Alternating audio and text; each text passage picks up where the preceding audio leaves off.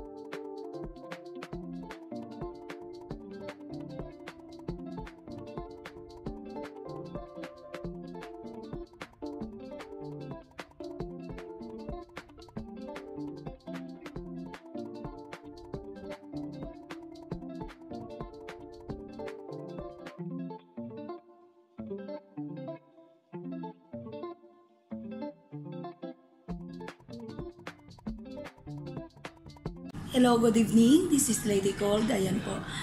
Kumusta mga kababayan ko? So, it is my great pleasure to be with OFW sa Bahrain Vlog. Ayan. Actually, ang dami ko na pong mga vloggers, ang dami ko invitation na mag-collab, na may interview ako kung saan ako nagsimula. Okay, but as you can see, Pangga, I'm too busy. I am that kind of person na super busy in my life. And of course, my first priority is my business. And of course, second, ang aking social media. Maraming salamat mga kababayan ko. And of course, to all my kababayan here in Bahrain, maraming salamat po sa lahat ng mga nagtiwala at naniniwala. And, okay, tumatangkilik ng aking business. Ayan guys, bakit kayo nagtataka na sa dami-dami ng mga invitasyon, sa dami-dami ng mga vloggers na gusto mag-collab, Pangga, wala akong napagbigyan. Isa lang ang binigyan ko, Pangga. Okay? Si OFW sa Bahrain Vlog. Siya lang talaga. Kasi you know what? She's so special. Kasi isa dyan, she's my kababayan from my place. And of course, second, isa siya sa nababait na Pilipino dito sa Bahrain, Pangga. Okay, isa siya sa malapitan nyo pang gawin in case mayroon din kayong problema. Okay, hindi lang sa akin. Of course, kay OFW sa Bahrain Vlog, pwede nyo siyang malapitan, Pangga. She's already my long time friend, Pangga. Okay, so kaya trust ako sa kanya para magpa-interview. Maraming salamat. So anyway, medyo short lang natin tong interview. This is only short interview. Pangga, bigyan ko lang kayo ng only brief introduction of myself, of course. Okay, I am from Antique, Pangga. Okay, so maraming nagtatanong, palagi ako napagkamalan na taga ibang bansa ako. Pero Antikin niya ako, Pangga, nga daragkul nga galagapok nga kinaraya. Okay, of course, no? So, Iloilo, Antique, okay, so that is Panay, Pangga, di ba? So, Palangga, ako po ay isang napakasimple lang po na tao, isang napakasimple, madali nyo malapitan. Okay, so ako po ay nagsimula lang, Pangga.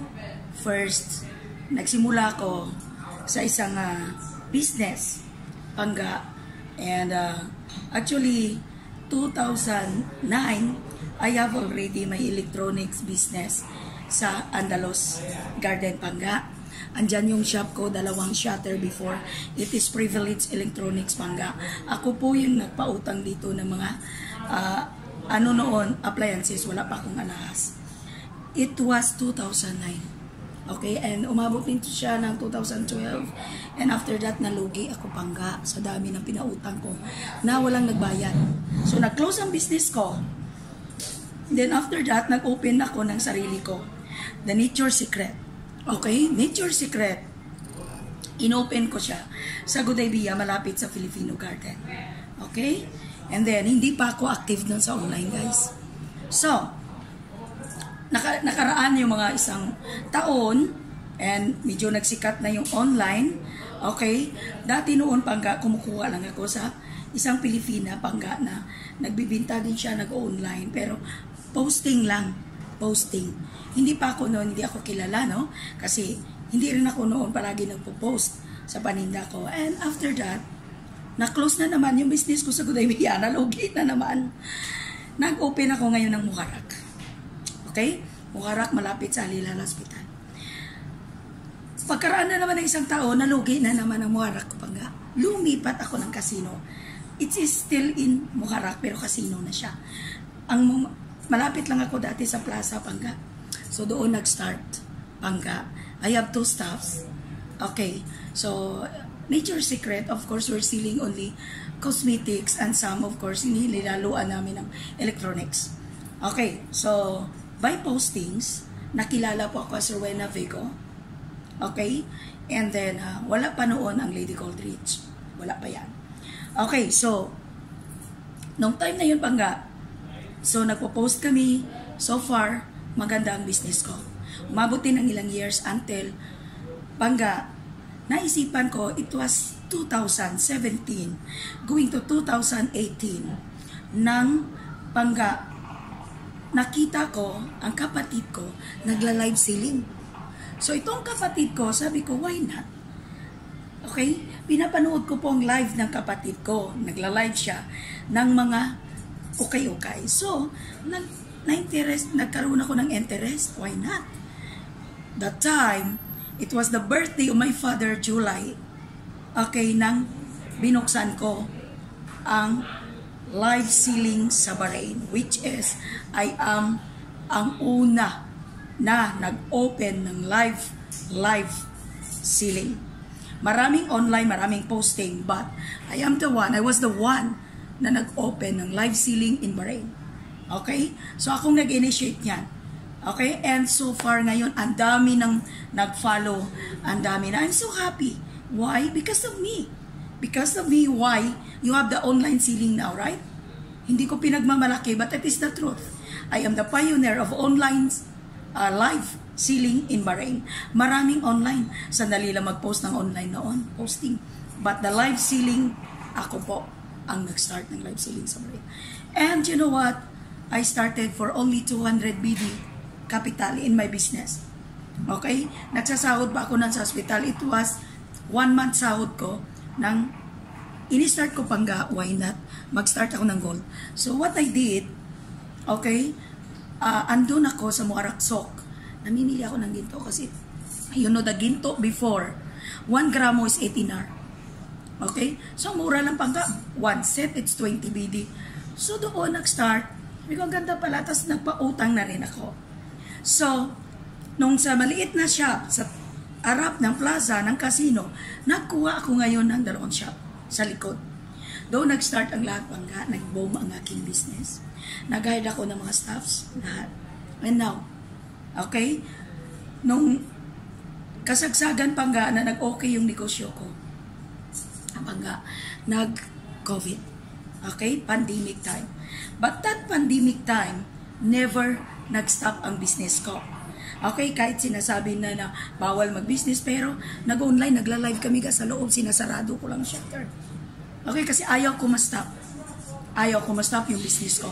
And then, alhamdulillah, okay, nag-okay after ng pandemic, naging okay yung business ko, and that's the time why I will not open a company na talagang company na pwedeng mapagkatiwalaan ng mga Filipino, company na magbibigay, Pangga, ng mga okay, murang paninda dito sa Bahrain.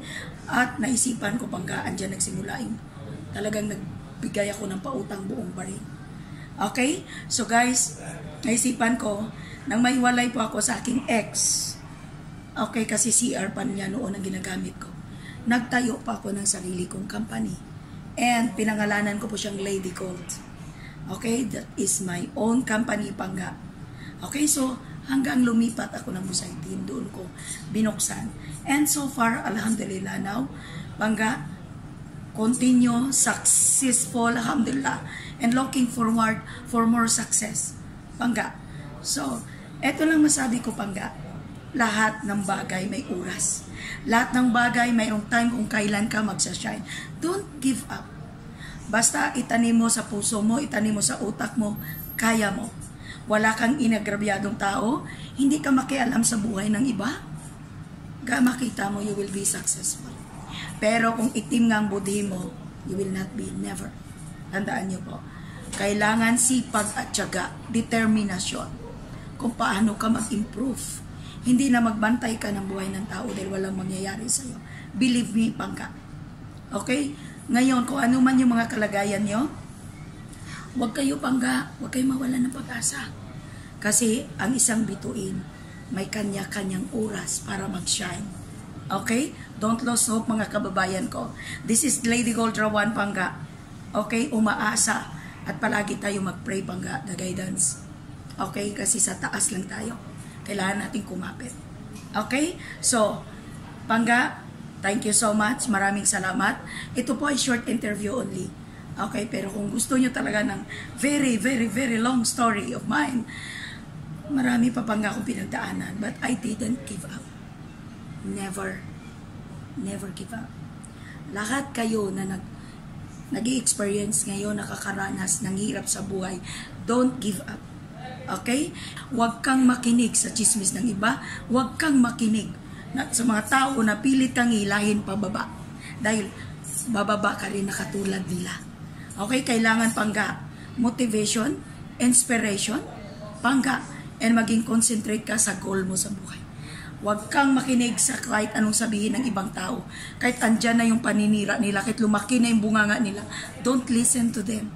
Okay? Makinig ka sa puso mo. Kasi walang ibang tao, Pangga, kundi ikaw pa rin kahit anong mangyari. Walang sino man ang tutulong sa'yo. Meron din tutulong, Pangga, pero alam mo, Pangga, sa pagtulong, depende din yan. Kasi marami akong natulungan na inahas lang ako. So, Pangga, be careful sa mga taong tinulungan kasi marami akong natulungan na, Pangga. After all, sisiraan ka nila. Kasi andun yung inggit ng tao. Okay?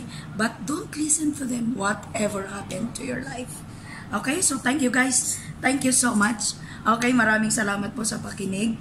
Thank you, maraming. OFW sa Bahrain Vlog. Follow, Pangga. OFW sa Bahrain Vlog. Follow, Pangga.